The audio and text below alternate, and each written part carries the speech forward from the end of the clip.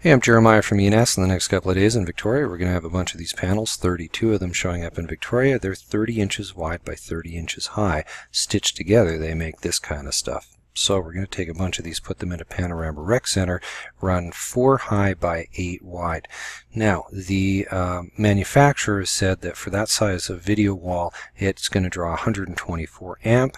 And so basically what they're saying here is do 50 amp, 50 amp, 50 amp.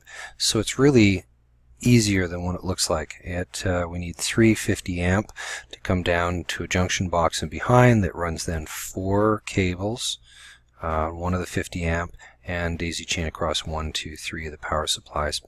Basically 3 of the panels get powered off that one cable, and likewise and likewise and likewise. So we need 3 junction boxes.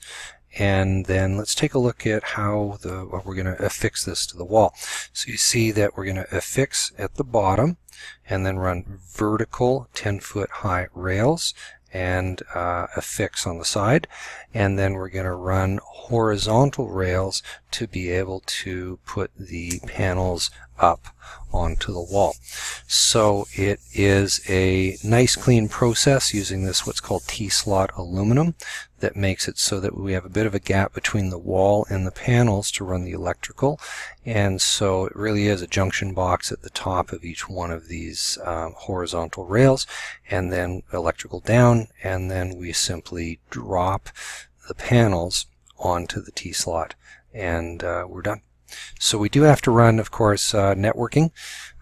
So we do need a network drop to run from the back room of the Panorama Rec Center down to where the junction boxes are coming in for the electrical. We only need one of those data runs, though, preferably separate from the electrical itself.